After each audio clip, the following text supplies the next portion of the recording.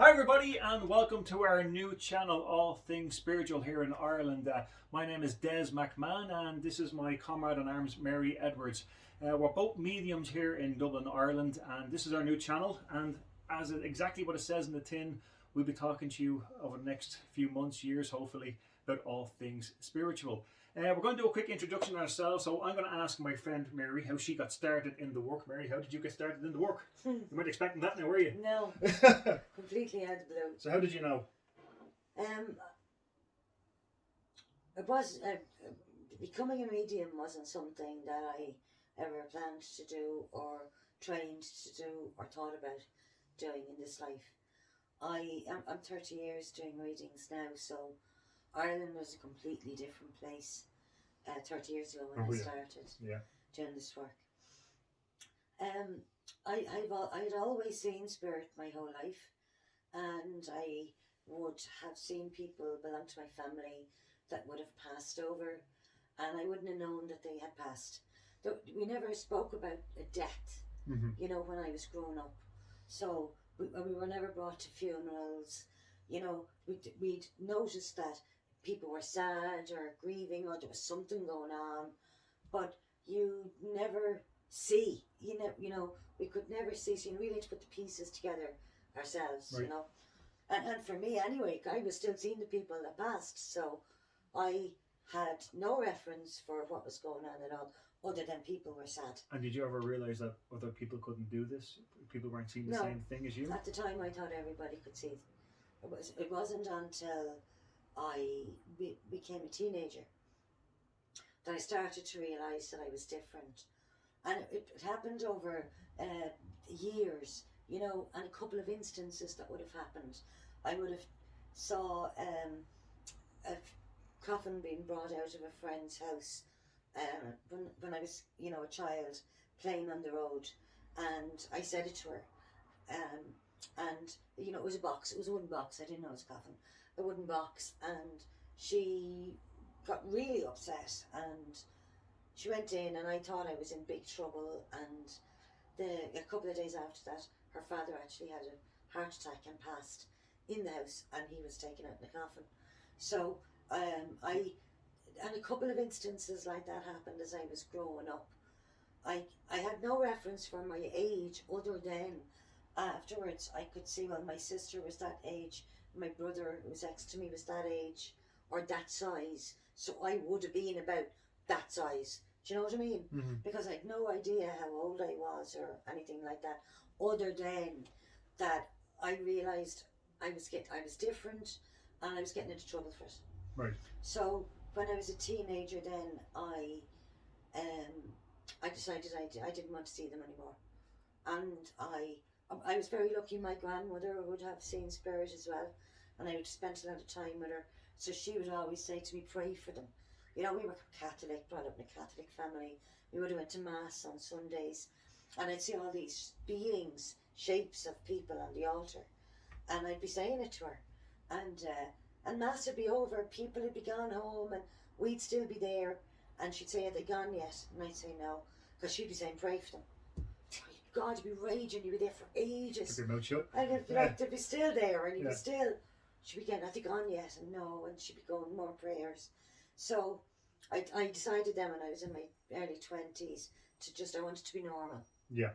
You know, I just wanted to be normal, same as everybody else, and I didn't want to be different anymore, or a witch, or any of those things. And then when I was in my late 20s, I became very ill, and I was in hospital. I was given a really serious diagnosis, and I had 4 small children. My life had kind of started to change a lot prior to that. You know, I was kind of in a lot of chaos. Right.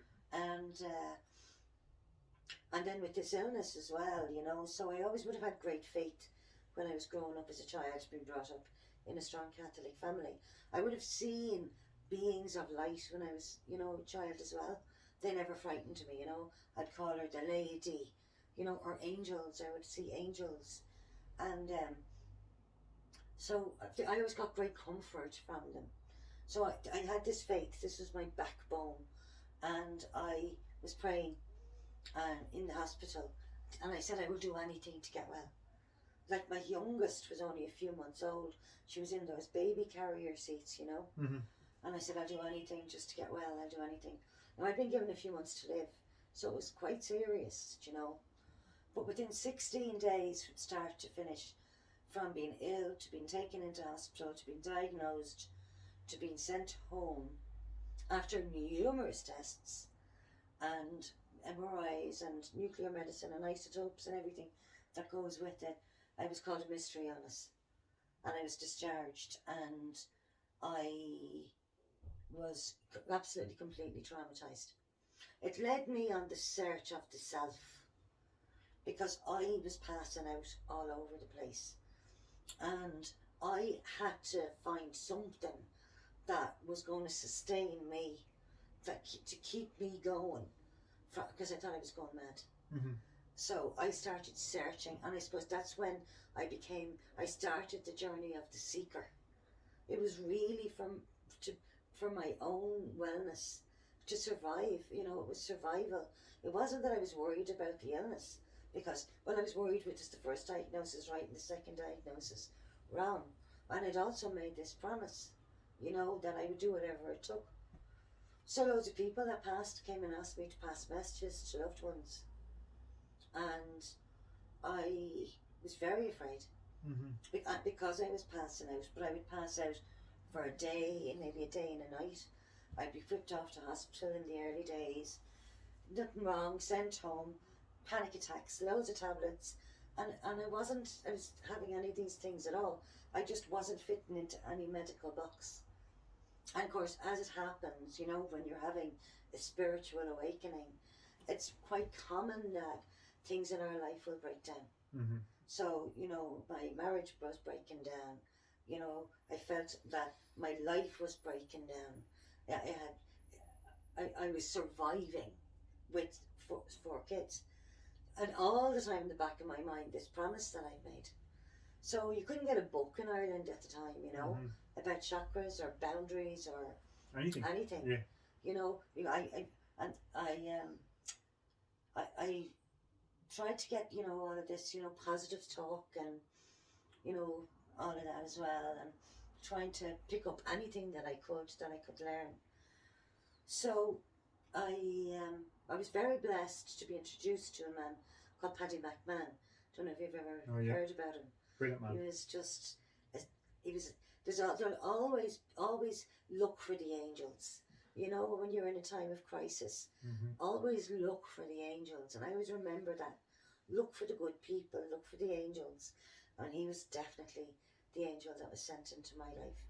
He had awareness of guides, and he had awareness of loved ones. And it was the first time I ever met anyone that was like me. And he was like manna from heaven. I'll never forget the feeling. I felt that, because I felt I was an alien. You know, the church was teaching, don't talk to your loved ones, don't disturb them. You know, you don't talk to the angels. There's no talk about anything in communication with spirit. It's all coming from the other side. And so Paddy McMahon was the first person that ever helped me to believe that what I had was normal. And he was teaching a group. I was passing out everywhere, so I used to be brought to the group, and I went for 6 Tuesdays, and at the end of those 6 Tuesdays, I followed him around the group. I was teaching 2 months after that. I was doing readings immediately, and I made a deal with Spirit, and I stick to that deal to this day. You send the people, and I do the readings. They have to feel you with them, and you have to give me proof. And that was how it started, with those 3 things. And I have to say, you know, the first couple of years I was very nervous. And we spoke in one of our earlier podcasts about empathy. You know, I was feeling everything, so I was completely overwhelmed all the time. But it took me on my journey as a seeker, and I've travelled so many places in the world with it. Do you know, I see it as a great blessing. Mm-hmm. Now I see, and I'm sure you do too, how it's normal in the world. How much the world has changed in that 30 years. How people are taking more responsibility for their own journey, for their own, their own life, their own path, Mm. And so that's how I got into the work. And I see it as a great blessing. Mm-hmm. Mm. Amazing. Sounds good. Yeah. And you? Me? How did you come into it? Kind of kicking and screaming, and in fairness to myself, I still do a kicking and screaming. Me and Mary have been friends for a long time, and I was the most reluctant psychic, medium, whatever you want to call me, to do the work. I never thought anyone would come and see me. I was a kid, coming from a bad area, seeing things. I was very soft. I was very shy. I was told a lot of times it was my imagination. Go back to bed. Oh, it's just your imagination. And my mum, bless her, didn't realise that I was seeing things. Mm. And got to my early teens, and like yourself, decided to switch off. Gonna be normal. Forget about it. I'd see them in the corner of my eye and be sitting opposite me, and I go, not seeing a thing. Didn't see it. Not happening. Yeah. And it was people say to me about seeing things. Was it scary? I say sometimes, and even as an adult, it can be a little bit frightening. So it was something I very reluctantly went into, but I always had an awareness that I could do it. I'd be in a pub or a bar, and I get a message for someone sitting beside me, and I'd be like getting kicked to pass it on, and I was very reluctant to do it. And I met another medium, a lady I won't mention, who's now a published author, and she kept saying to me, Des, you have to do readings. It's your calling. You have to do readings. And I was like, no, because I also work as an actor. When I do voiceovers and stuff like that, and I was like, no, it would interfere with the acting. I love acting too much, and it was like I can't do both. And as you said, there was a lot of stigma back then. Like it's much more acceptable now, but even like to this day, as much as we're accepted, there's also the other side that don't accept. And I'm so scared of the stigma, being labelled a cheat or a fraud. So I always just stayed away, just easier, So like you, I kind of made a deal. Like when I started doing readings for people, and me and Mary have read from Prince to Pauper, Oscar winners, and I'm not bragging, but it's amazing who comes to your door through disability. Yeah. And it's something I kind of go, when the phone stops ringing is when I'll stop. When the people stop coming to me, that's when I'll stop. I'll move on. And something I still have to work on doing. I have to build myself up to do it. I mean, I'll be a nervous reader. Still do it though. But as a kid, difficult. Teens switched off by, I think, hitting the low ebb of my life and trying to come back up. Something awoke with me. And I remember one Christmas time, I had a woman wanted me to read 6 people, and I was desperate. She offered me some money, and I was like, no, I can't do it. And she offered me here's your travel expenses. Then I was like, okay. And I think from that day onwards, people have been recommending me. It's very strange, But it is a gift. It is a gift. I would say it's a gift for other people. Like we don't get any information for ourselves. That's a myth. People often say about why don't psychic people get or mediumship people get lotto numbers, or because the ability is not for us. We get information for other people. It can interfere with life paths. Sometimes we don't get all the information for the people who are sitting opposite us. And people say, well, how come we didn't see that then? And I go, well, it would have interfered with your life path. One of the reasons why you've come here. Sounds like a cop-out, but it's true. We don't get all the information. We get part of the puzzle to put you back on the path, to put you back on a path of healing or what's really meant for you. Yeah. Because I always find that too, with a reading, it brings people back to who they truly are. Yeah. Yeah. Or puts them back on a path that they're supposed to be going on. Yeah. But and direction. Yeah. And sometimes even, clarification of what they felt. Yeah. And hearing it back, gives them the confidence maybe that they needed to take that leap. Yeah. Or I was right there. I felt I was right. Yeah. Or I'm really thinking about changing job, and we'd say to them before they open their mouth, so you're changing your job. You're thinking about switching completely to a different profession. Yes, I am. Yeah. And that's beautiful for us because we see the reaction, but it's like... It's always healing too. It is, yeah. I've never seen anyone that has come for a reading that on some level has gone away healed. Yeah. Or thinking differently, or having an awareness, or, they're content. Yeah. Peace. or, Closure. what I personally love seeing is when people get charged or amplified up so much about their life that they know what they do. Yeah. They have a plan. They want to execute it. Yeah. I'm ready to rock. And I Yeah. love seeing people going from being low coming into it Yeah. to being supercharged. Yeah. Or sometimes people come and they'll say, I'm stuck. Yeah. And the readings are great for that, because you see, when you're connecting with a loved one or an angel or whatever, you're getting somebody that can give this person that guidance. It really is. It's very powerful It's work. very powerful. I've seen people come in on their knuckles down and leave crying with happiness. Life changing. It can be very much so, yeah. And that's the beauty in the work. That's the reason why I do it. Yeah. It's for that. Yeah. You know, because you can't describe the feeling when you kind of fix someone. Yeah. Or guided them, or given them a better path. Or it's wonderful when someone comes back to see you maybe a year later and say, I took the advice and my whole life has changed for the better. Yeah. That to me it's amazing. You know, so while I'll always do other things, and I still act and I still do other things, the mediumship work, the readings, the teaching is always going to be part of me. And it really is, for want of a better way of putting it, helping people. It's a different form of helping people. Yeah, I think what's been wonderful for me is how it opened up my own journey. I don't think that I would have learned as much about myself, or I wouldn't have experienced the amazing things that I've experienced in my life if it hadn't have been for the work. Yeah. The places that it has brought me, and the awareness, the people that I've come into contact with. And there's one thing in this life.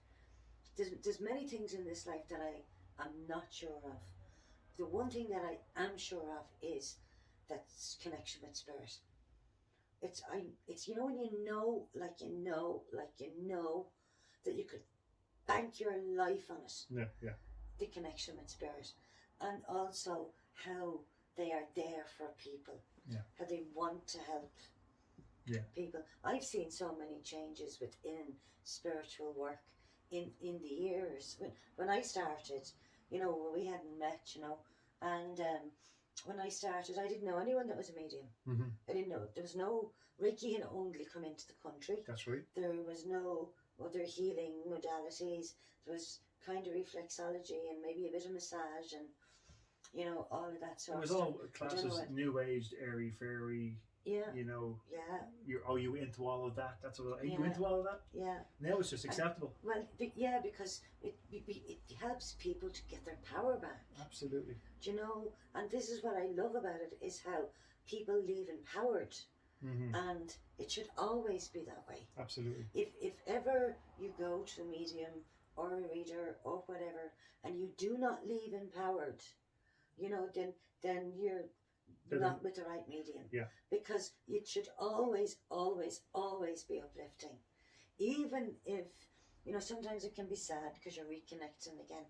But you feel peace. And that in itself is... or sometimes we have to illustrate what someone's doing is not good for them. Yeah. And to say, why is this happening in your life? Here's how you move away from it. Yeah.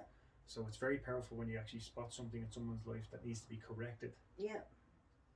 Putting them back on a path, Yeah. Like, they get that guidance. Yeah, and as I say, for us as mediums, a lot of people think it's at our fingertips and it's easy work. It's we're human beings. And like me personally, I don't know about you, but I'm nervous before I do every single reading because of the pressure.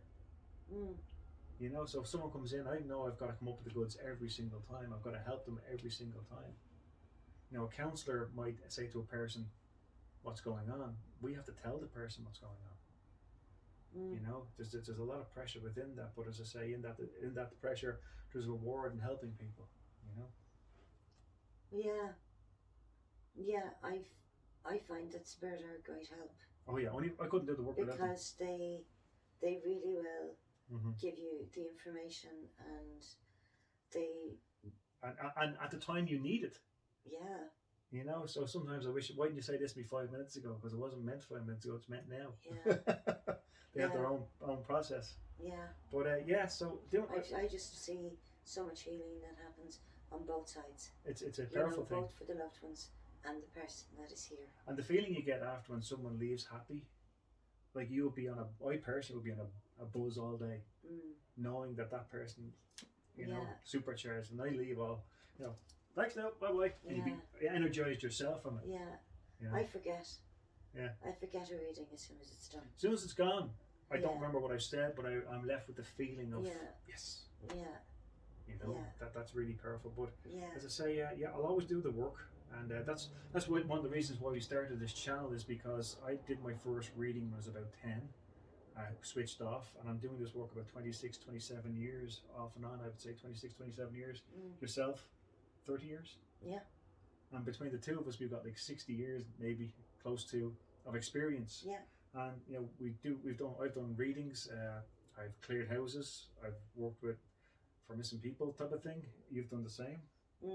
And we've an awful lot of experience. And we don't have all the answers, but any answers we do have, we're happy to share with you. So that's kind of a quick introduction of who we are, how we got started, and why we're doing this channel.